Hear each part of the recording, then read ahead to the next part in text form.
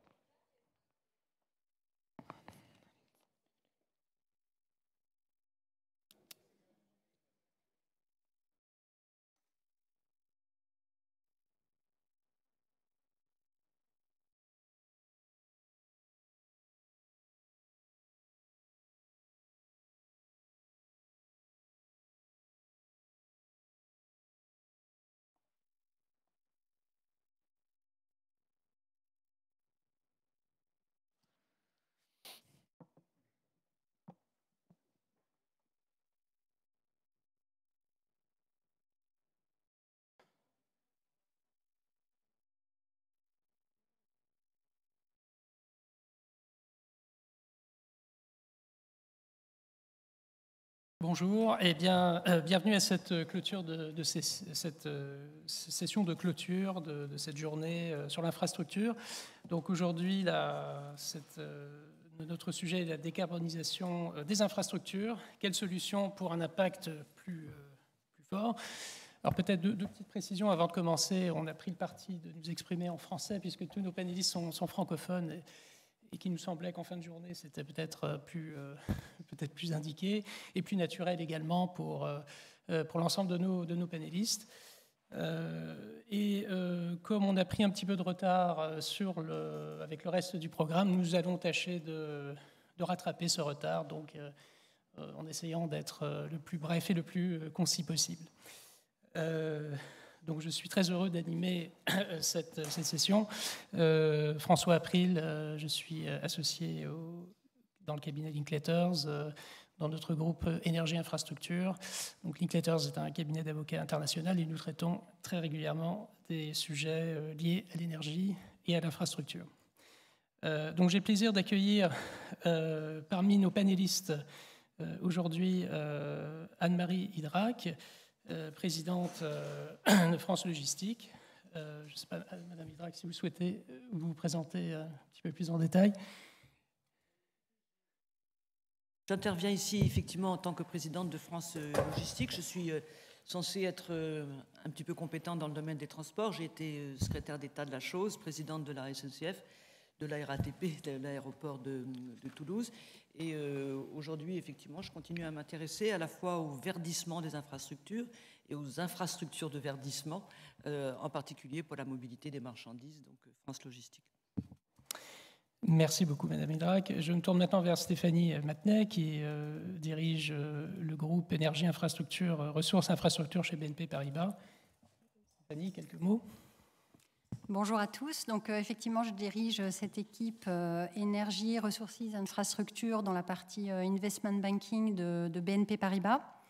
La mission de cette équipe, c'est vraiment le financement de grands projets dans ces domaines, à la fois le monde de l'infra, où on couvre des sujets dits type core infra, donc transportation, les réseaux de gaz, les réseaux d'électricité, le district heating, mais aussi en infra toute la partie digitale, les data centers, les réseaux de fibres ainsi que les tours télécoms. Et puis nous avons évidemment toute une partie de notre activité centrée sur l'énergie avec 4 grands axes. Le premier autour de la production d'électricité au sens large et plus particulièrement évidemment les renouvelables qui sont un secteur absolument clé. Un deuxième axe autour de l'acier vert, les minéraux de transition, mais aussi les gigafactories et l'EV charging. Enfin, une troisième verticale, si on peut s'exprimer ainsi, qui regroupe les sujets de l'hydrogène, sur le panel que vous venez d'entendre, ainsi que les biofuels. Et puis un quatrième axe qui, lui, est beaucoup plus balbutiant autour du carbon capture et de sa chaîne de valeur. Nous accompagnons donc nos clients sur ces secteurs-là, à la fois en les conseillant, donc ça peut être de la bancabilité, du rating advisory, de la levée de financement, et aussi bien évidemment en leur apportant du financement soit au travers de deals structurés comme des club deals ou en apportant vraiment de l'underwriting. Merci beaucoup Stéphanie. Nous avons également Laurent Châtelain, associé infrastructure chez Eurazeo. Laurent, quelques brefs mots de présentation. Oui, merci François. Alors tout d'abord, merci d'être encore là à une heure aussi avancée dans la journée. Vous avez commencé à 8h30 ce matin. Vous avez dû entendre beaucoup de gens parler. On va essayer de rendre cette session la plus interactive et la plus intéressante possible. Donc effectivement, moi je suis Laurent Châtelain, je m'occupe d'infrastructures chez Eurazeo, avec une particularité, c'est que nous on regarde les sujets de décarbonation. Si on regarde ce que c'est que l'infrastructure c'est quoi? C'est l'utilisation d'énergie pour la transformer en un service essentiel. C'est le transport, c'est l'industrie, c'est l'habitat, l'immobilier, c'est le digital. Et dans cette transformation de l'énergie, c'est aussi l'énergie. Donc voilà, donc nous on a une approche très holistique de la décarbonation, ce qui veut dire aussi qu'on peut avoir une approche un peu restrictive sur certains sujets. Par exemple, on n'investit pas dans le gaz, on gère un fonds article 9. Et bien que le gaz soit éligible à la taxonomie pour les connaisseurs, la dernière fois que j'ai regardé une équation de transformation du CH4 en énergie, quand on le mélange avec de l'oxygène, ça fait du CO2. Et donc ça defeat un peu the purpose. Donc certains disent c'est pas grave, on va le mettre sous terre et puis on va le stocker, ce qui en fait un déchet, ce qui on pense ne fait pas vraiment avancer la cause. Donc voilà. Donc nous on est sur les sujets et les solutions, c'est dont on va parler, de la décarbonation dans le monde de l'infrastructure. Merci beaucoup Laurent, et je me tourne vers Nicolas Rochon, qui est président et fondateur de Angry Invest. Nicolas, quelques mots d'introduction. Bonjour à tous. Angry Invest, c'est une société de gestion, société à mission, dont la mission est de développer et de financer le maximum d'infrastructures durables et soutenables pour répondre aux défis du changement climatique. On a commencé cette mission en 2010. On a financé plus de 3000 projets dans 20 pays. On est vraiment un acteur européen. On a des institutionnels qui nous ont accompagnés pour nous accompagner dans cet objectif. Aujourd'hui, on est 44 personnes vraiment dédiées à cette mission. Alors au début, ce n'était pas très innovant. C'était beaucoup de panneaux solaires et de fermes éoliennes. Et heureusement, le secteur grandit, devient compétitif et offre des solutions, les solutions enfin du monde énergétique pour l'agriculture, pour la mobilité, pour l'industrie.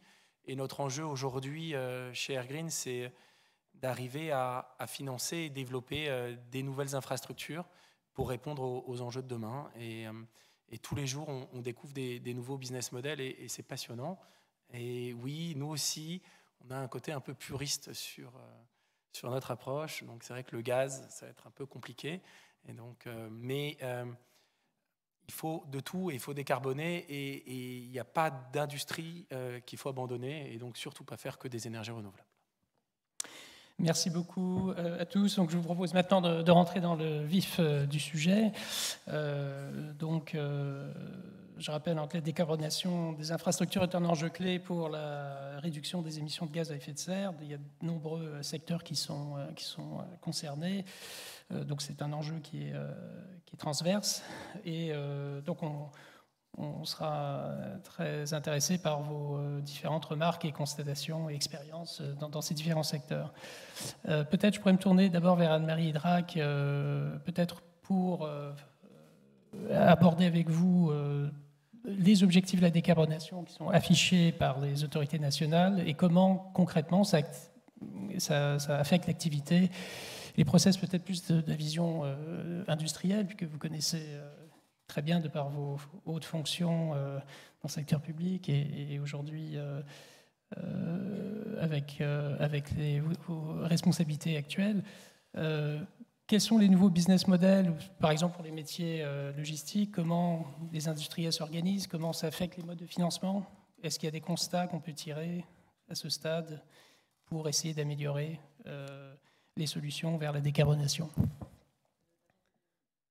Une précision, dans ma présentation, j'ai omis de dire, mais il faut être clair, que je suis administratrice d'Air France KLM, de Total Énergie et de SANEF. Alors, j'ai envie, pour répondre à votre question, d'abord de rappeler, mais tout le monde le sait, la mobilité, c'est 30% des émissions, et quels qu'aient été les efforts depuis des années et des années, ça n'a jamais véritablement réussi à se décarboner. Pourquoi ? Parce que les flux ont augmenté toujours davantage que les progrès que permettaient de faire, par exemple, des moteurs moins consommateurs d'énergie, etc. etc. Bon. Deuxième élément, tous les acteurs sont engagés dans la décarbonation. Bon, on n'est pas dans mais non, mais oui, voilà, le scepticisme, etc. Il y a un engagement extrêmement fort. Troisième élément de contexte, j'aime toujours partir des clients finaux. Bon. Le client final passager, qu'est-ce qu'il demande ? Il demande de l'accessibilité et de la facilité, beaucoup plus important que des baisses de prix. C'est pour ça que les professionnels du transport public ont raison de demander un choc d'offres. Donc ça peut être les infrastructures, le Grand Paris Express ou les futurs RER, mais ça peut aussi être des choses qui iront beaucoup plus vite et qui rendront des services très importants, comme par exemple les cars express ou les lignes organisées de covoiturage. En ce qui concerne les clients finaux des marchandises, qu'est-ce qu'ils demandent ? De la fiabilité, de l'agilité, et ils sont assez attentifs au coût. Alors, quand vous parlez des règles et des réglementations, je vais peut-être vous surprendre, mais pour moi, en ce qui concerne les marchandises, ce qui peut avoir l'impact le plus profond, c'est la prise en compte du scope 3 dans les reportings des industriels. Je viendrai à d'autres règles après, bon, mais ça, c'est extrêmement important et ça peut avoir un effet sur les organisations des supply chains à l'amont, à l'aval, sur l'organisation des tournées, sur les questions de stockage, la fin du zéro stock, la résilience des approvisionnements, bref, tout ce qui peut conduire à la décarbonation des différents flux. Avec un enjeu important qui est lié au digital d'ailleurs, qui est la mutualisation de ces flux. Voilà. Donc pour moi, c'est un premier sujet très, très, très, très fort.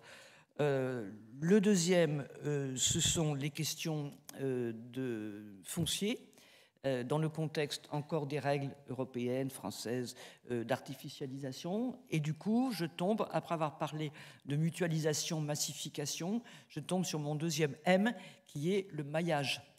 Le maillage en entrepôt, bien situé, si possible branché fer, mais enfin bon, le fer ne permet pas de tout transporter, et de toute façon, il ne fait aujourd'hui malheureusement que 10% du trafic. Des entrepôts plus denses, des entrepôts évidemment porteurs de photovoltaïque, respectueux de la biodiversité, etc. Donc, deuxième sujet. Et puis, troisième sujet, c'est le troisième M, après donc mutualisation, massification et maillage, c'est évidemment les motorisations. Alors c'est un peu la partie émergée de l'iceberg, mais il n'empêche que c'est évidemment très très important, avec des trajectoires européennes, des trajectoires de la stratégie nationale bas carbone française, avec une feuille de route que j'avais lancée il y a déjà 2-3 ans et qui commence à aboutir. Alors, elle aboutit sur l'idée d'un mix énergétique, donc pardon pour ceux qui n'aiment pas le gaz, mais enfin ça peut quand même être une énergie de transition, et y compris les différentes formes de biogaz, si toutefois il en reste pour le transport terrestre, après que les avions, pour le Sustainable Air Fuel, et éventuellement les bateaux, aient été prioritaires. Donc gaz, biogaz. Et puis l'électrification. Alors, l'électrification, là, on parle souvent de mur d'investissement, mais je peux vous dire qu'on y est. Dans la fameuse stratégie nationale SNBC, donc dans les relèves, enfin, dans la dernière relève, on est en milliards. Et pour vous donner quelques chiffres précis, il y a, rien qu'en France, il y a 40 000 immatriculations par an. On produit en France un petit millier de camions électriques par an, et les aides de l'État sont en dizaines de millions. 40 000, 1000, dizaines de millions. Alors que pour la décarbonation de la voiture, comme vous le savez, les bonus, les ceci, les cela, on est autour d'1,2 milliard, 1,3 milliard depuis pas mal de temps. Alors, qu'est-ce qu'il faut? Je dirais 4 choses. Tout ce qui concerne l'achat de camions et de flottes de camions, éventuellement pour la location, en particulier les électriques. Aujourd'hui, il n'y a pas vraiment de modèle. Ça coûte 500 000 euros, 300 000, 500 000 euros. C'est évidemment pas très commode pour des entreprises qui, pour la majorité, sont toutes petites. Deuxièmement et surtout, évidemment, la production d'énergie électrique. Bon, avec la question, ça boucle pas. Bon, on ne va pas entamer ce débat-là ici, mais chacun d'entre vous en est bien informé. Et la question des raccordements, et la question des bornes. Bon. Moi, je connais beaucoup d'entreprises qui font des bornes pour les voitures, avec des modèles économiques, ceci, cela. Bon, des bornes pour les camions. On en voit un tout petit peu qui commencent sur les routes, ou les autoroutes, ou les stations d'autoroute. Par contre, là où sont les camions, c'est-à-dire dans les dépôts, c'est-à-dire à peu près l'équivalent des copropriétés, vous vous souvenez les problèmes qu'il y a eu pour installer des trucs de recharge dans les copropriétés. Bon. Donc ça, c'est vraiment un sujet majeur. Troisième sujet, pour décarboner la logistique, les plateformes de transport combiné, les transports intermodaux. Parce que le train, il ne va pas dans la cour de l'hôpital, il va encore moins dans les magasins, mais il peut déjà faire les premières centaines de kilomètres et transporter des choses par centaines de tonnes. Bon, voilà. Moi, j'aimerais beaucoup qu'il y ait davantage d'investissements privés dans des plateformes intermodales pour éviter ce que j'ai trop connu dans le parcours que j'ai un peu relaté, c'est-à-dire les éléphants blancs de plateformes intermodales où il ne passe jamais un train. Pourquoi? Parce qu'il n'y a jamais un client qui est intéressé par des trafics à cet endroit-là. Ce n'est pas dans les barycentres de la consommation, ce n'est pas dans le barycentre de la distribution, que sais-je. Bon. Donc là, il y a vraiment un enjeu. Et le quatrième, qui est beaucoup mieux appréhendé que chez nous dans les pays du nord de l'Europe, c'est les ports. Bon. Alors aujourd'hui, les ports, c'est à peu près le seul endroit où il va rester du foncier pour l'industrie verte, pour la logistique, voilà. Bon. Et je crois que ça, c'est à l'avenir des endroits où, que ce soit dans les grands ports de l'État, mais qui n'ont plus de sous, ou dans d'autres ports, y compris des ports fluviaux sur le Rhône ou que sais-je, il y a des choses à faire pour les rendre plus propres même, pour développer des nouveaux terrains accueillants, propres, raccordés, etc. etc. Bon. Et puis, dernier mot, tous ces enjeux de décarbonation des mobilités des marchandises, ils sont d'autant plus importants que si on y réfléchit bien, il n'est pas du tout impossible que les besoins en logistique augmentent dans les prochaines années. Industrie verte, si elle est chez nous, il y aura peut-être plus de flux chez nous. Industrie circulaire, circuits courts, etc. Ça veut dire en fait, par exemple pour les ferrailles, il va falloir les collecter sur tout le territoire au lieu de les importer en masse d'ailleurs. Bon. Donc la décorrélation qu'il faut réussir est d'autant plus exigeante et d'autant plus nécessaire qu'il y aura beaucoup de transformations et que sans doute elles iront plutôt dans le sens de l'augmentation des flux, ou en tout cas de la répartition différente entre le mondial, le national et le local. Je vous remercie beaucoup. Peut-être maintenant on pourrait avoir la vision peut-être des investisseurs sur la question. Donc on a vu de ces derniers développements un des grands axes, plateforme intermodale, port, logistique, industrie verte. Est-ce que vous diriez, peut-être une question peut-être d'abord pour Nicolas Rochon et ensuite Laurent Châtelain, mais est-ce que vous voyez dans vos différentes interventions en qualité d'investisseur ces secteurs qui sont couverts, quels sont peut-être les autres secteurs, les autres entreprises auprès de qui vous intervenez?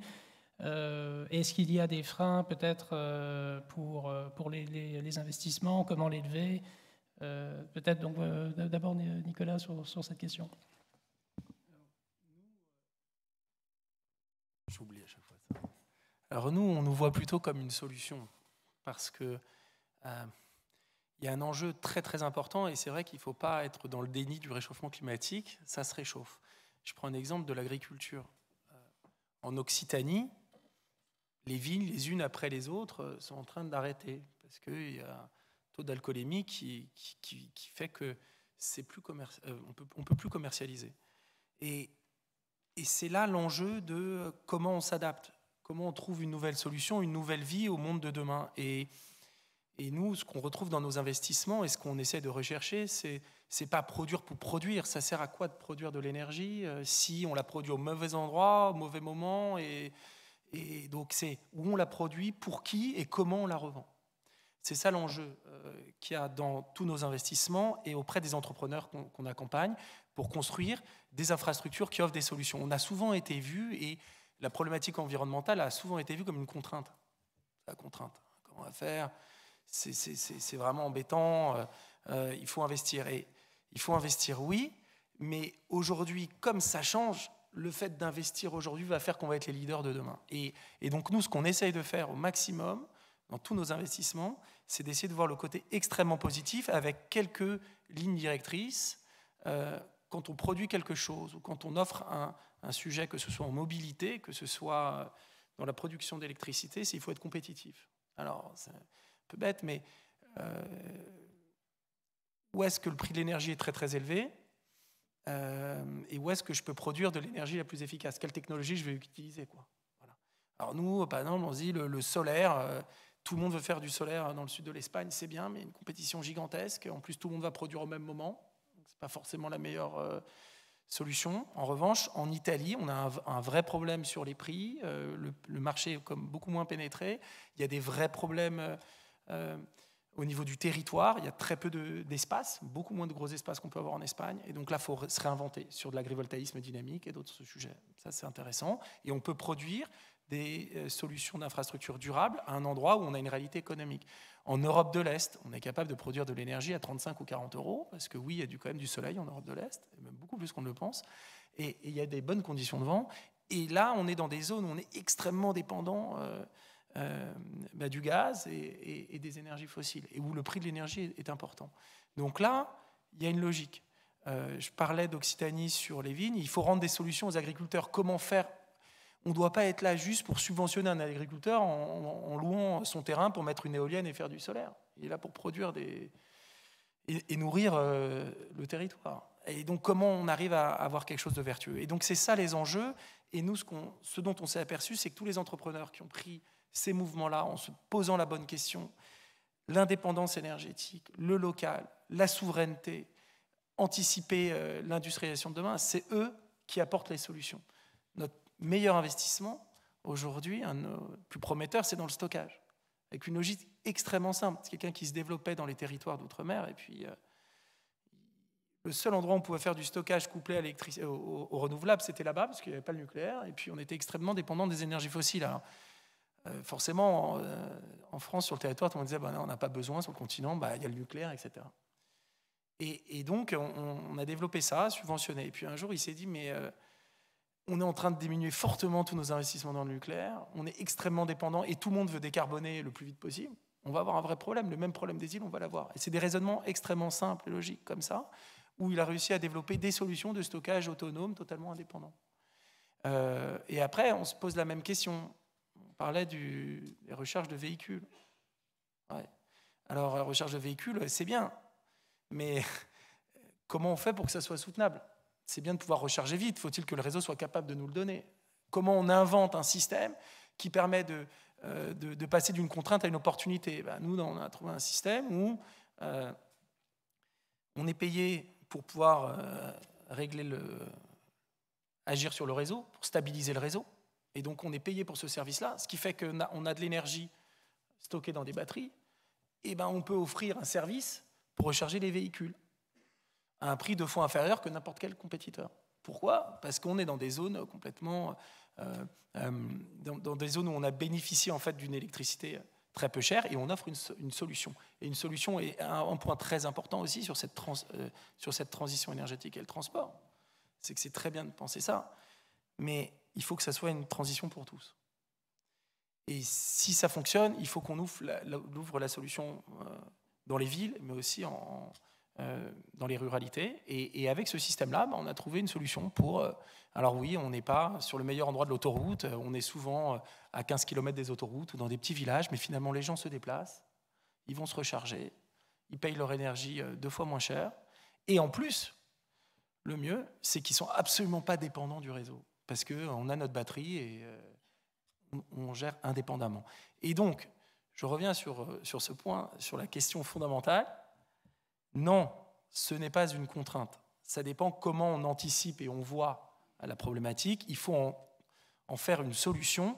Et aujourd'hui, ce qui est passionnant, c'est d'arriver à offrir les moyens à des entrepreneurs en tant qu'investisseurs d'infrastructures, de financer des infrastructures durables, leur laissant la possibilité à eux d'innover, de prendre ces engagements sur la transition. Et cette transition, elle va être beaucoup plus compliquée et innovante qu'un projet d'infrastructure. Et donc c'est pour ça que nous, en tant que financiers investisseurs, on ne peut pas rester sur les modèles, et on en parlait ce matin dans les tables rondes, sur les modèles d'infrastructure classiques. Ce n'est pas possible, parce que si vous voulez investir dans de l'infrastructure classique, avoir une très belle visibilité sur les cash flows, et en même temps vous devez révolutionner le transport, la production d'électricité, l'efficacité énergétique, ça ne peut pas fonctionner comme ça. Et notre croyance, et notre conviction chez Airgreen, c'est que c'est l'entrepreneur qui sera au cœur de ça. Et ça, c'est vraiment extrêmement réjouissant aussi, parce qu'on voit, et on parlait de la France, comment elle se positionnait sur l'hydrogène, on voit que oui, on a des solutions qui ont été mises en place pour développer un terreau très important d'entrepreneurs. Et donc, si les fonds d'infrastructure sont capables de tirer le meilleur de ces entrepreneurs en leur offrant des solutions de financement pour déployer à l'échelle ces nouvelles solutions, ben là, on aura réglé le problème. Et ça ne sera plus une contrainte. Mais on en parlera tout à l'heure. Il faut pour tout ça quand même avoir un cadre réglementaire. Mais ce n'est pas forcément de l'argent, c'est des garanties, de la visibilité et du long terme. C'est ça qu'on recherche. Merci Nicolas, effectivement, on aura l'occasion d'en reparler. Donc peut-être, j'aime bien cette approche,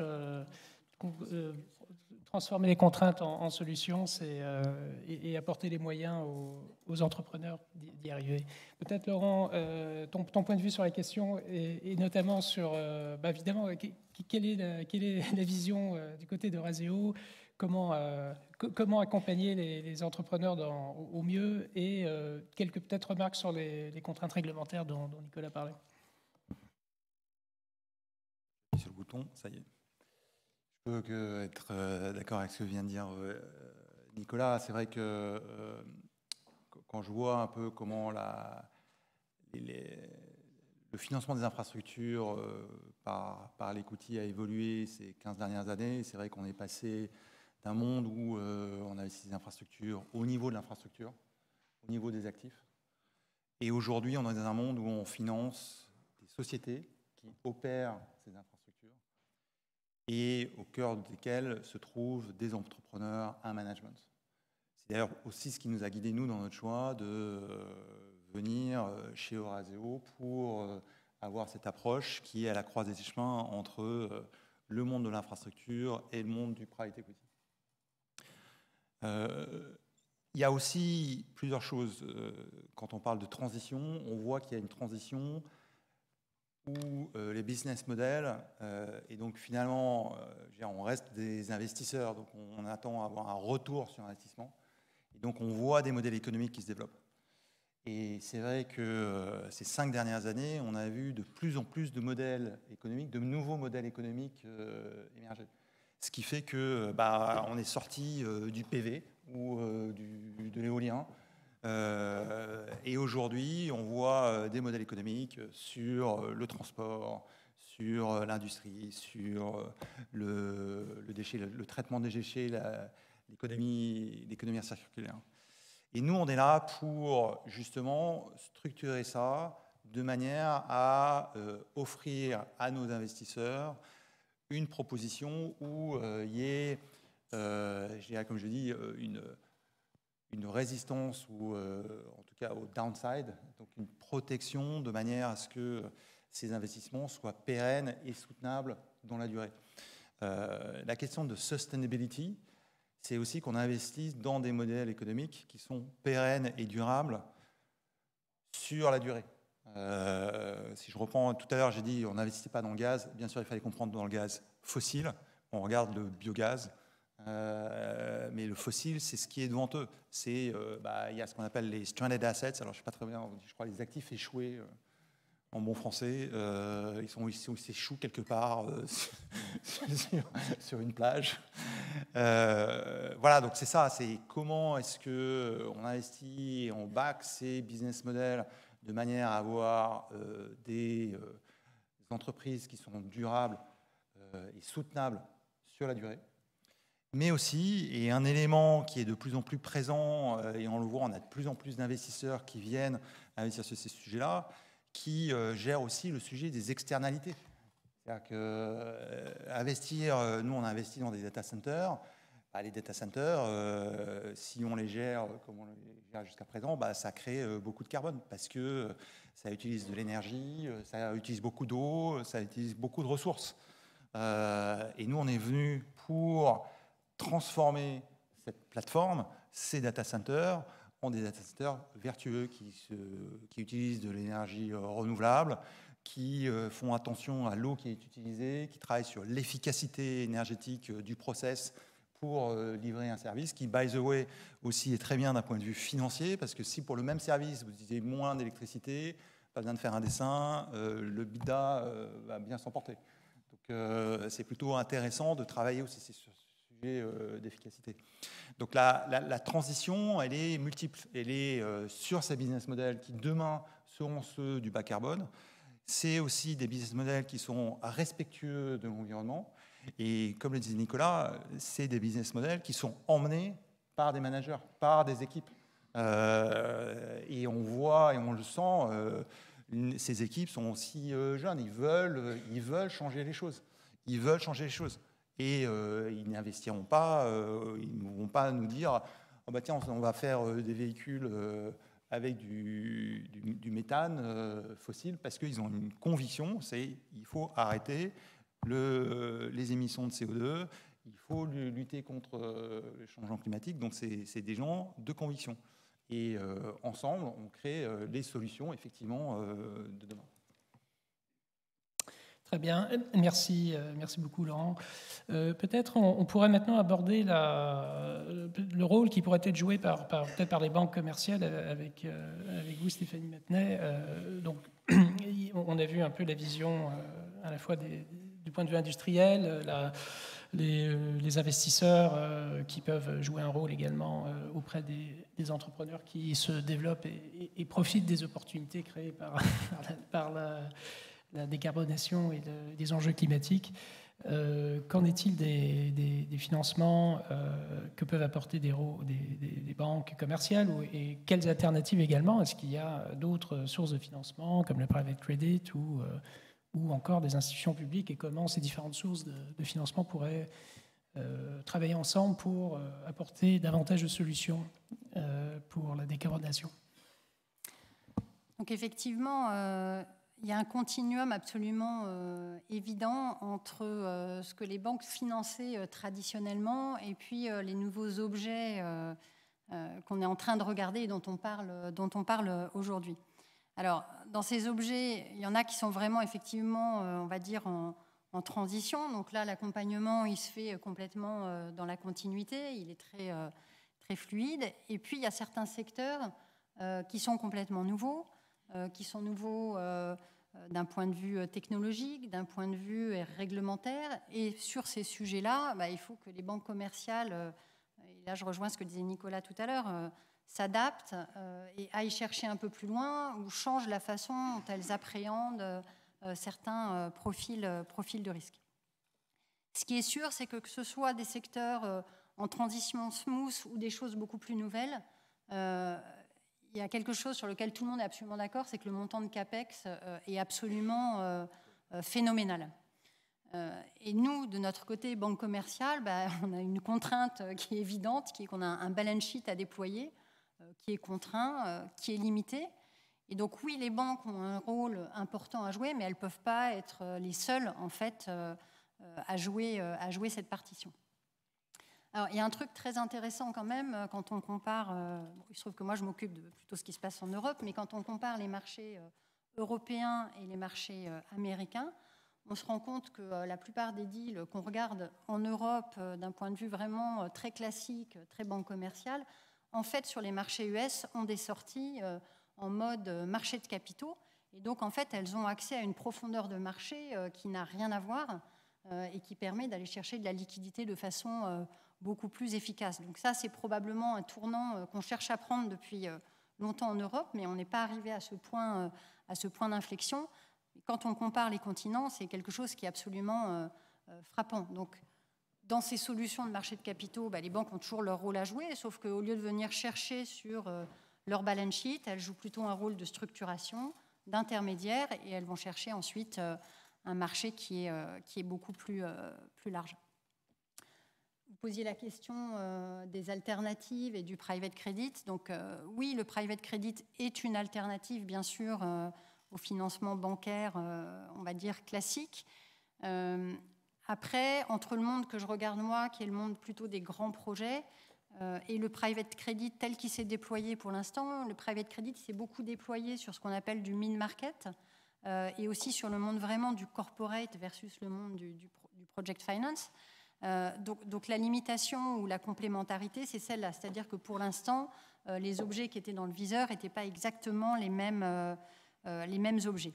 Bon, et puis, il ne faut pas être non plus complètement naïf. Hein. Le private credit demande aussi un return qui fait que pour les personnes qui lèvent du financement, voilà, c'est un coût qui est évident. Sur les sujets quand même de grands projets tels qu'on les couvre, nous, je pense que la différence, ou plutôt le manque de connectivité totale avec le private credit est aussi un petit peu lié à la façon dont on se positionne. Surtout ces nouveaux sujets dont on parle aujourd'hui. Nous, on intervient beaucoup, par exemple, en conseil. Ça veut dire que quand on est très en amont dans la structuration d'un projet auprès d'autres conseils, d'ailleurs, en général, des avocats, des fiscalistes, on finit par avoir une connaissance beaucoup plus fine en fait, des sujets et pouvoir bien appréhender finalement les matrices de risque qui sont liées à ces projets. Et ça permet du coup d'aller aussi sur des sujets qui parfois nécessitent un petit peu plus d'audace. Et donc je pense que le private credit, il va venir, mais il va venir une fois qu'un certain nombre de sujets seraient peut-être un petit peu stabilisés ou un peu plus matures et que du coup l'acceptabilité au risque aura aussi été digérée par les personnes qui, en général, c'est-à-dire nous, qui aidons à la structuration de ces sujets. En revanche, oui, sur des sujets plus matures technologiquement, clairement, le private credit est vraiment un apporteur de capitaux extrêmement efficace. Très bien, merci. Non, effectivement, je pense que c'est des remarques qui sont tout à fait justes et pertinentes. Et c'est vrai que dans l'exercice de mes responsabilités professionnelles, on mesure toute la complexité des nouvelles technologies, des nouveaux sujets qui n'ont pas encore été testés. Et force est de constater que seuls les intervenants qui ont la capacité, les compétences peuvent appréhender les risques et on peut tous les appréhender, mais surtout leur donner une quantification en termes de prix et de capacité d'intervention que certains acteurs seulement sont capables d'apporter. Donc ça, c'est tout à fait exact. D'ailleurs, peut-être une question sur justement, là, on parlait de la maturité des technologies. Peut-être une question également, quelles sont les technologies de décarbonation qui sont les plus susceptibles d'attirer des investissements aujourd'hui, des investissements privés, et surtout puisqu'il y a aussi une question peut-être de maturité. Est-ce qu'il y a des limites en termes de maturité technologique qu'on peut distinguer? Est-ce qu'il y a des secteurs, des process qui peuvent être davantage appréhendés que d'autres? Peut-être sur cette question, Laurent. Oui, le sujet de la technologie est toujours un sujet intéressant. Bon, Madame Mézarek disait qu'on avait devant nous un mur d'investissement. Effectivement, on est au pied du mur. Et avant de regarder les nouvelles technologies, on peut déjà regarder les technologies existantes. Déjà, commençons par là. On a devant nous énormément d'investissements à faire avec des technologies qui sont passées à l'échelle, qui sont matures. Donc, il y a dans la génération, il y a le soleil, donc le photovoltaïque, le vent, les turbines. Il y a le biogaz, on sait faire des biométhaniseurs. Il y a tout un champ de technologies qui existe. Ensuite, quand on parlait de l'hydrogène, l'hydrogène, je pense que tout le monde dans cette salle a dû faire un TP de physique en mettant 2 électrodes dans l'eau et en voyant qu'il y avait une production des bulles sur la cathode, et ça produisait de l'hydrogène. Tout le monde a fait ça. On sait fabriquer des hydrolyseurs qui fabriquent de l'hydrogène. Le sujet, c'est le passage à l'échelle. C'est comment est-ce qu'on passe à l'échelle avec la technologie existante sur l'hydrogène. Et ce passage à l'échelle se fera aussi parce que derrière, on a un business model qui permet de financer ce passage à l'échelle. Pour moi, le sujet sur l'hydrogène, c'est qu'est-ce qu'on va faire de tout cet hydrogène qu'on veut produire.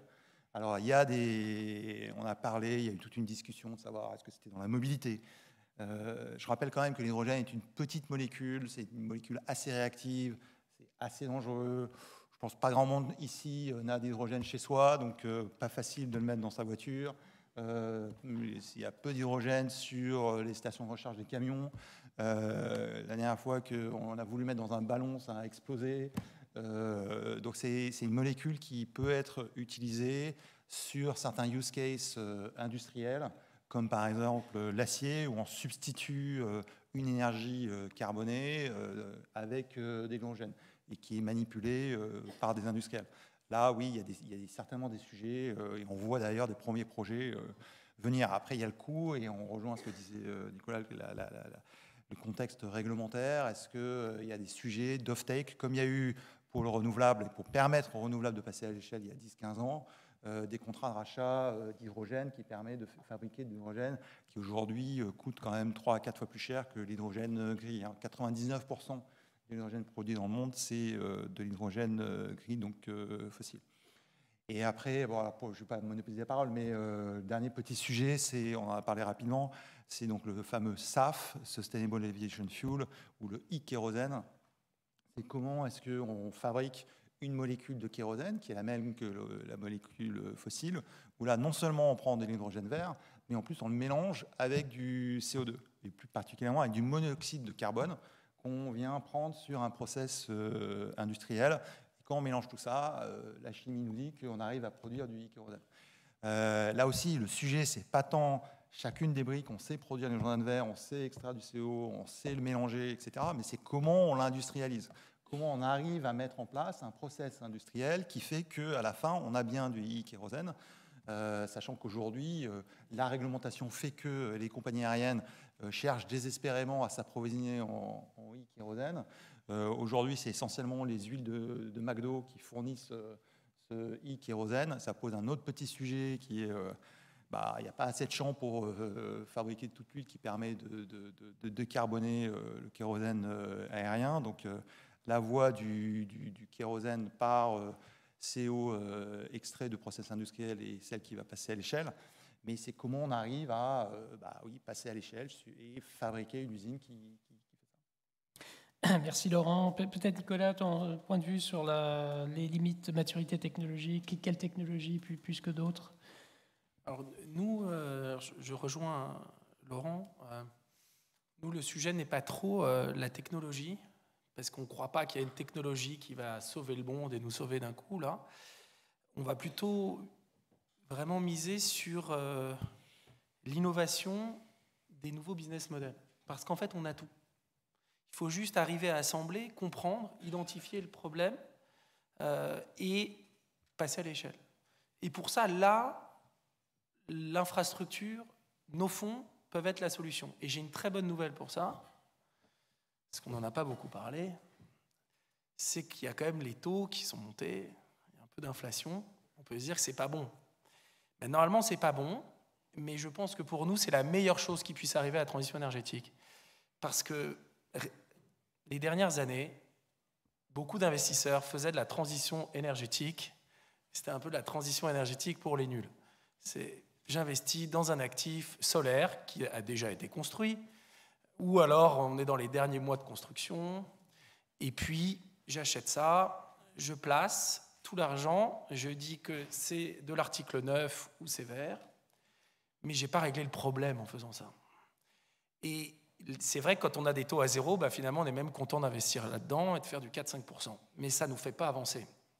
Et la bonne nouvelle, c'est qu'avec des taux hauts, une inflation qui monte, il faut devenir un peu plus intelligent. Et nous, ça nous force tous à essayer de réfléchir. Ça fait réfléchir aussi tous les entrepreneurs avec qui on travaille. Comment on fait maintenant pour créer des business models rentables et qui apportent du rendement à l'investisseur? Parce que l'investisseur, dans un contexte de taux qui monte, il faut qu'il ait un retour à 2 chiffres. Et il n'y a pas de secret, si on veut faire un retour à 2 chiffres, il faut prendre un peu plus de risques. Et en ayant des partenariats gagnant-gagnant avec des entrepreneurs, on est capable d'équilibrer entre la prise de risque de l'entrepreneur, du private equity et les solutions pour financer ces nouvelles infrastructures. Donc ça, c'est un point qui est très important. Comme ça, on peut combattre les taux avec les objectifs de rendement et ça force à allouer l'argent dans les bons espaces pour développer la transition énergétique. Et ça, c'est très, très important. Deuxième chose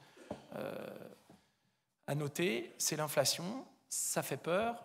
Et la chance qu'on a, c'est que souvent, on a des industries qui ne sont pas totalement matures. Il n'y a pas de risque technologique, mais on peut encore s'améliorer. Le rendement d'un panneau, là, on voit les nouvelles générations, on va être capable de convertir l'irradiation à 22-24%. Avant, on était à 19-20%. Donc, on a un gain de productivité. Et donc, ça va compenser finalement l'inflation. Donc, on peut se retrouver dans un monde inflationniste à ne pas avoir un impact direct sur la productivité et les rendements de nos actifs. C'est la même chose dans le stockage. Alors, ça aussi, c'est assez réjouissant parce que ça peut nous permettre, nous, dans des secteurs nouveaux, de transition, d'accélération, d'être moins victimes que nos compétiteurs qui sont notamment carbonés. Et c'est un message quand même très positif pour notre activité. Et donc, je vois beaucoup d'éléments réunis pour ce passage à l'échelle. Il faut simplement, et alors nous, c'est notre rôle, parce qu'il ne faut pas se caché en ce moment, c'est quand même très dur. Il faut toujours éduquer les investisseurs parce que c'est quand même des nouveaux business models et c'est plus l'infrastructure d'hier. Et quand on fait plus l'infrastructure d'hier, effectivement, il faut que les investisseurs acceptent qu'on va aller sur des nouveaux business models sans risque technologique, en essayant de limiter au maximum les risques réglementaires, mais sans avoir une garantie pendant 20 ans d'un tarif qui va tomber subventionné d'un État, qui, à mon avis, est le plus gros risque, puisque, finalement, si on regarde à l'échelle européenne, c'est peut-être avec l'État qu'il ne faut pas avoir de contrat à long terme. Merci. Anne-Marie Hydra, peut-être votre point de vue sur la question, et plus précisément de la part des industriels. Je ne vais pas développer sur les technologies, je suis dans le secteur que je connais globalement d'accord avec ce qui a été dit. Et donc moi je vois aussi, comme mes collègues, l'innovation au moins autant sur les montages, comme on dit, les business models, le juridique, l'implication des entreprises, etc., que sur la technologie stricto sensu. Bon. Et ce qui est, je trouve les points de convergence là, c'est il faut des approches entre guillemets holistiques, enfin, vous avez employé le mot, bon, et tout le monde dit qu'il faut avoir des choses à multiples facettes. C'est pas on va construire une ligne à grande vitesse ou tel réseau de transport d'électricité. C'est plus compliqué que ça. Bon. Donc une approche holistique dans laquelle ont un rôle à la fois les entrepreneurs convaincus et aussi les clients finaux. Bon. Parce que derrière tout ça, il y a quand même au bout du bout qui va payer, d'autant plus que dans certains secteurs aujourd'hui, en tout cas en France, on fait comme si, sur l'électricité, par hasard, il n'y aura pas de fiscalité. Bon, évidemment, un jour ou l'autre, on va être rattrapé par la patrouille. Et quand, le jour où il n'y aura plus de voitures à essence et de camions au diesel, il va falloir bien remplacer les ressources de la fameuse taxe. Bon. Donc, innovation plutôt organisationnelle que technologique, impliquant des acteurs différents et adaptable dans le temps, comme vous venez juste de le dire, y compris sur le plan fiscal. Donc c'est très très différent, parce que on est au moins autant sur le service et sur le prix final que sur l'infrastructure, beaucoup plus qu'avant. Voilà. Donc c'est juste pour compléter ce qu'ont dit mes collègues. Merci. Et peut-être également, Stéphanie, est-ce qu'il y a des maturités, enfin, est-ce qu'il y a des technologies ou on parlait de montage, est-ce qu'il y a des contraintes, des limites, est-ce qu'on peut dépasser du point de vue du prêteur, ce qui est peut-être parfois pas toujours évident? Oui, alors sur le risque technologique, qui est un risque extrêmement intéressant à regarder, nous, on a deux façons finalement de se rendre confortable en tant que prêteur avec ce genre de choses. C'est effectivement ce que tu décrivais, c'est-à-dire soit on finit par comprendre la technologie et on se dit que le scale-up va bien se passer et on arrive à se rendre confortable avec l'actif lui-même, soit on a besoin d'un cadre réglementaire qui va venir nous accompagner ou nous conforter. Là, je peux prendre un exemple qui est l'exemple du carbon capture, qui est un sujet super intéressant sur lequel tout le monde n'est pas d'accord. Et là, on retombe aussi sur l'histoire de la chaîne de valeur, de la valeur pour la société en tant que telle, de mettre en place ce genre de choses. Mais quand on regarde ce qui est en train d'être fait au UK, qui est quand même un des pays le plus en avance sur, en tout cas, la volonté de pousser ces sujets-là, ils sont effectivement en train de mettre en place tout un arsenal finalement légal, juridique, pour mettre autour de ces projets une forme de sponsoring étatique ou de support étatique, et également de contrôle de la chaîne de valeur pour s'assurer que, in fine, la valeur sera bien là pour le contribuable. Parce qu'il y a quand même cette dimension qu'on peut pas nier dans tous les sujets dont on parle aujourd'hui, qui sont des sujets finalement quelque part de société ou d'intérêt commun, sur lesquels il y a un moment où une forme de régulation s'impose quand même, ou en tout cas une forme de cadre réglementaire et de stabilité, de pérennité sont nécessaires pour être sûr que ces projets vont pouvoir avancer, voir le jour. Tout à fait. Effectivement, d'ailleurs, c'est une très bonne transition pour le dernier sujet qu'on souhaitait aborder aujourd'hui. Donc, on a évoqué les différents champs d'intervention, mais je crois qu'on a rappelé à quelques reprises l'importance du cadre réglementaire et de l'intervention ou l'impulsion de la puissance publique sur le fléchage de ces différents investissements et les incitatifs qu'on peut apporter afin de réaliser ces investissements dans de bonnes conditions, de manière efficace. Donc, peut-être pourrais-je vous demander à tour de rôle de vous exprimer sur le regard que vous pourriez porter sur les politiques publiques actuelles, sur la décarbonation des infrastructures. Est-ce qu'il y a des constats, des recommandations, des souhaits qu'on pourrait apporter? Peut-être on pourrait commencer par vous, Anne-Marie Drac, particulièrement du point de vue des industriels, mais peut-être aussi prenant en compte vos précédentes responsabilités. Alors, je trouve qu'il y a deux sujets. Le premier sujet, c'est la crédibilité. C'est terrible à dire, mais vous l'avez dit, c'est que les gouvernants, enfin l'État, normalement, il est garant de la sécurité. Là, on parle du juridique, etc. Bon, or, malheureusement, on a été un peu échaudé. Bon. Donc, il y a une question de crédibilité sur, par exemple, les engagements concernant les prix ou aussi sur les engagements concernant les subventions qui peuvent venir, etc. etc. Bon. Et ça, c'est très embêtant parce que ça a mis un peu le ver dans le fruit de ce qui devrait normalement servir de base aux investisseurs pour l'oxygène, pour savoir dans quelle galaxie ils sont. Bon, donc, il y a cette question de la crédibilité. Et pour être dans la crédibilité, il me semble qu'il faudrait peut-être pas courir trop le lièvre à la fois, et qu'il y a un risque d'effet de saupoudrage, non pas du bon saupoudrage venu du terrain et des entrepreneurs, mais un peu du saupoudrage d'une planification mal conçue. Donc moi, je suis tout à fait une adepte de la planification écologique. Je trouve que c'est une très très bonne idée. Je trouve que Vincent Payon, que le secrétaire général de la planification écologique, commence à sortir des trucs vraiment intéressants. Mais sujet de crédibilité. Et puis le deuxième sujet qui est plus pratico-pratique, c'est le sujet du permitting. Je ne sais pas comment on dit ça en français, mais c'est vrai que même si la loi Industrie verte a un peu arrangé les choses en ce qui concerne les délais, le raccourcissement de certaines choses au point de vue administratif, l'instruction des dossiers, etc., cette loi ne peut rien faire, enfin on n'a rien voulu faire, ne fait rien en tout cas, sur les recours. Bon. Et ça fait partie aussi du problème de confiance dont on a besoin pour développer des projets.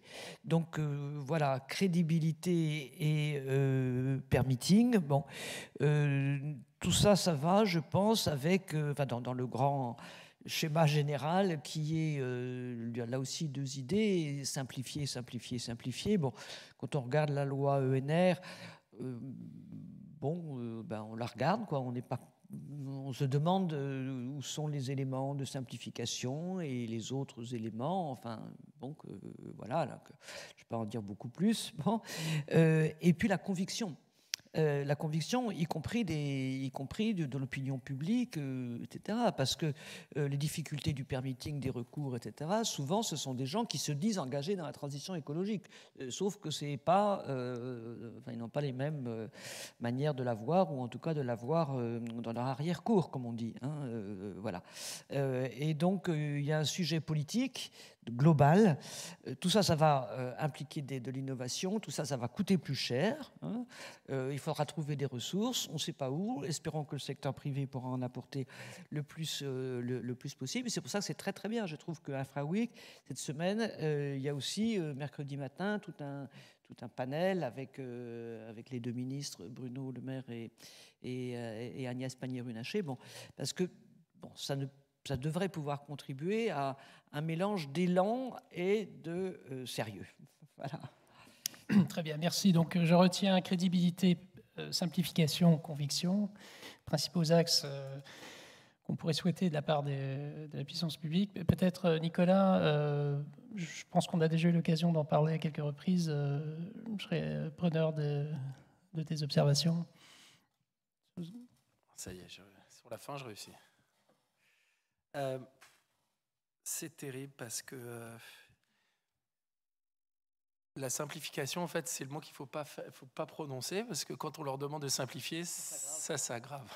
Et alors moi, je suis membre du bureau d'Enerplan, qui est le syndicat des énergies solaires, depuis une dizaine d'années. Et là, maintenant, on a dit, on arrête de demander de simplifier. Et surtout, on arrête de demander de simplifier. Il faut arrêter, parce que... Mais oui, mais malheureusement, s'il y avait une seule chose à faire, ça serait ça, c'est de simplifier. Il faut que ça soit un peu plus rapide et qu'on comprenne que les gens qui prennent les décisions soient vraiment un petit peu au courant des enjeux. Et c'est terrible parce qu'il y a toujours un moment dans l'organisation, un point de blocage et énormément d'incertitudes. Et qui dit de l'incertitude dit on perd du temps, mais surtout ça coûte plus cher et c'est plus de risques. Et les investisseurs arrivent le plus tard possible à cause de ça. Donc la simplification, oui, c'est sûr, c'est le premier, mais j'avoue que je pense que ça va être très dur. En revanche, moi, il y a un point qui est important, c'est que effectivement, il faut que la transition elle soit pour tous et il ne faut pas que ça coûte trop cher. Je pense que ce qui a été le plus efficace ces dernières années, on l'a vu sur différents aspects, c'est plutôt les garanties plus que l'argent. Garantie des premières pertes. Vous garantissez les premières pertes, si l'État est capable de faire ça, ça lui coûtera beaucoup moins cher. Ça lui permettra aussi de ne pas toujours courir derrière l'évolution technologique et pas toujours être en retard sur ce qu'il faut faire et pas que certains profitent du système. Et ça permettra au fond, et on revient à l'infrastructure, c'est comme l'Infra Week, de pouvoir financer des infrastructures à un coût plus faible. Parce que nous, la guerre, c'est la prime de risque. Et c'est vrai qu'on a besoin d'être assuré sur les premières pertes. On peut prendre un risque sur le fait on ne va pas gagner, oui, mais il ne faut pas perdre. Parce que derrière, c'est quand même l'argent des retraités.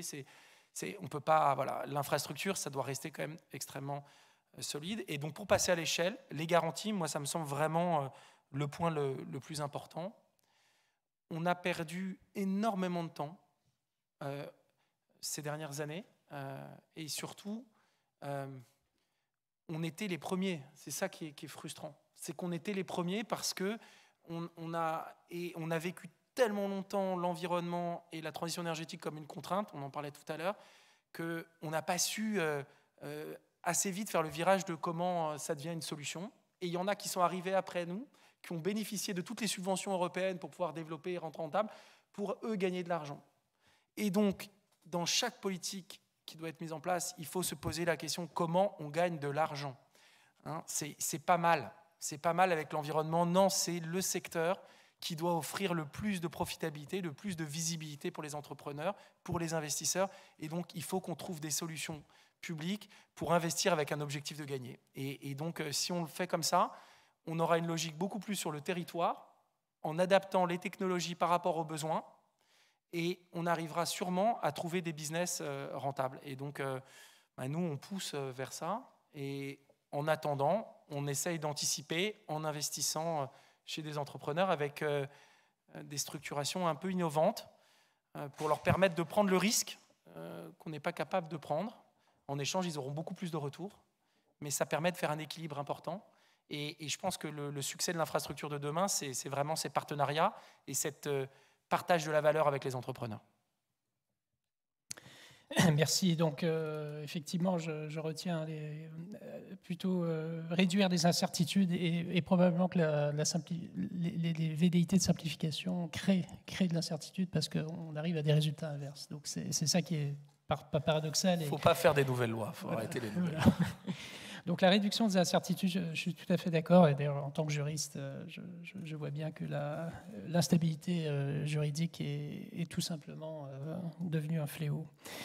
Peut-être, Stéphanie, le point de vue des côtés prêteurs là-dessus, est-ce qu'il y a des nuances ou des compléments de... Il y a quand même une note très positive qui est qu'on voit quand même beaucoup en ce moment, en tout cas nous sur les gros sujets qu'on regarde, l'IIB, BPI, toute cette communauté-là qui se mobilise, qui s'organise en fait pour débloquer des fonds. Donc d'abord, c'est très rassurant pour les investisseurs, mais c'est un double effet positif qui est qu'une fois que ces institutions sont là, et ben, ça rassure aussi la communauté financière et donc ça a quand même un effet boule de neige tout à fait positif. Donc, soit parce qu'ils interviennent en direct pour apporter des capitaux, soit parce que leur simple présence en fait vient dans un certain nombre de deals rassurer les banques commerciales qui sont autour de la table. Les autres players qui sont très actifs, c'est les ECAs que l'on voit, et là on retrouve la notion de garantie qu'évoque Nicolas, garantie là pour les banques, mais qui vient apporter une couverture aux banques commerciales et finalement les dérisquer, ce qui permet aussi de démultiplier les capitaux qu'on peut déployer sur ce genre de sujet. Donc ça, je dirais que c'est pour la partie très positive. La partie qui est un petit peu moins quand même, et sur lequel il faut probablement que l'Europe avance rapidement, c'est qu'on voit, ou en tout cas nous on a des discussions avec un certain nombre de nos clients qui se posent clairement la question de dire Europe ou États-Unis. Et c'est vrai que l'Inflation Reduction Act, qui est très puissant, très lisible, a cet effet d'aimant pour un certain nombre de players. Donc moi j'espère juste que ça ne va pas venir détourner quelque part les industriels, les investisseurs de l'Europe, parce qu'on a besoin pour notre économie, parce que ce sont des choses indispensables à la population, et aussi parce qu'il y a un certain nombre de sujets qui sont quelque part des sujets de souveraineté industrielle. Donc j'espère juste qu'on va savoir réagir à temps pour retrouver, alors même s'il ne faut pas le dire ou le demander, de la simplicité et de l'efficacité dans ce qu'on peut proposer en Europe. Merci. Effectivement, c'est vrai qu'il y a un autre cadre d'intervention de la puissance publique qui est sur les aspects garantis. Il y a beaucoup de choses à faire. Et effectivement, les soutiens que peuvent apporter les agences du type Agence Crédit Export sont tout à fait déterminantes sur certains grands projets. Peut-être Laurent, pour terminer notre tour de table sur cette question épineuse, quelques remarques? Oui, c'est pas un sujet facile. Quand on regarde un peu comment on sort des énergies fossiles, de tout temps, l'homme s'est tourné assez naturellement vers des énergies fossiles. Il a commencé par allumer des feux de bois avec le bois qu'il trouvait autour de lui. Il a trouvé du charbon, du pétrole, facilement accessible. Et ces questions de la transition, c'est justement comment est-ce que collectivement on organise la réglementation pour sortir de cet accès facile aux énergies fossiles vers un monde où c'est plus difficile. Oui, c'est plus difficile. Il faut produire un panneau, l'exposer à du soleil, on prend l'électricité, ensuite il faut l'amener à l'utilisateur. C'est beaucoup plus compliqué. Nicolas disait il faut que ce soit une transition qui soit partagée et équitable pour tous. Ça aussi, c'est un sujet qui est extrêmement important, en tout cas pour nous. On investit dans les territoires, dans des sujets qui impliquent de l'énergie, du digital, du transport dans les territoires. Ce que je note, ce que je trouve intéressant, c'est que ces sujets de la transition touchent aussi les sujets de subsidiarité. Il y a maintenant les collectivités prennent en main leur mix énergétique, prennent en main l'organisation des transports, ça fait un moment, mais encore plus fortement, prennent en main leur destinée digitale. Et donc il y a cette multiplication aussi des intervenants publics, puisqu'il y a l'Europe, l'État, les collectivités territoriales. Moi, ce que je dirais, c'est qu'il faut qu'ils laissent aussi la chance au produit. C'est-à-dire que nous, on est côté privé, on investit dans des sociétés. On a une responsabilité auprès de nos investisseurs de ne pas faire complètement n'importe quoi. Et donc, il faut aussi qu'on trouve la bonne articulation entre réglementer, je vous invite à lire la description de la manière de couvrir les parkings dans la loi d'accélération des énergies renouvelables du mois de mars.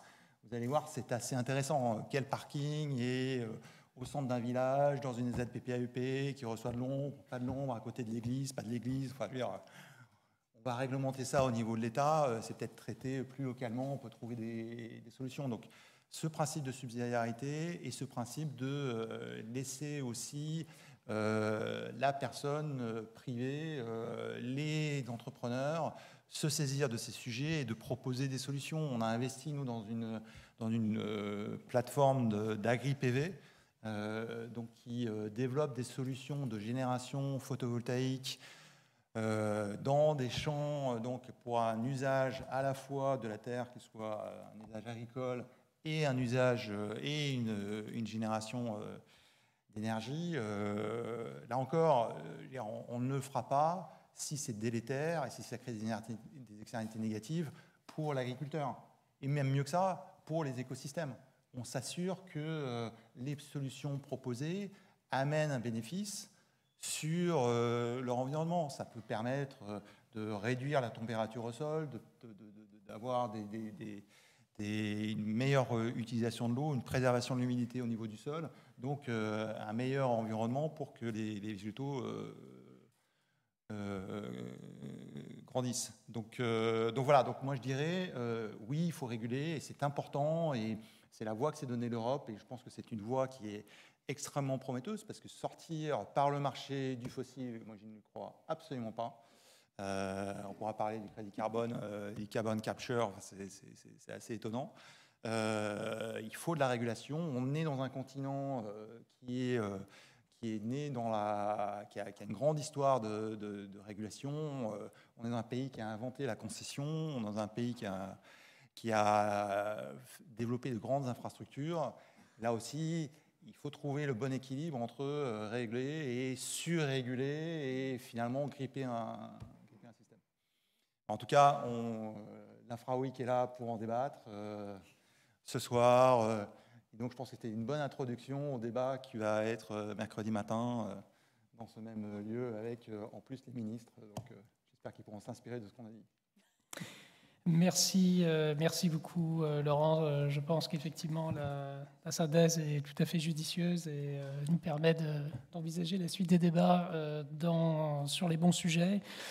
Donc je crois qu'on a fait le tour de nos différentes interventions. Donc je remercie tous les intervenants et également le public d'avoir écouté nos débats et on espère qu'on n'a pas trop débordé sur le temps qui nous était imparti. Donc je vous remercie. Et je vous prie de remercier nos intervenants. Merci.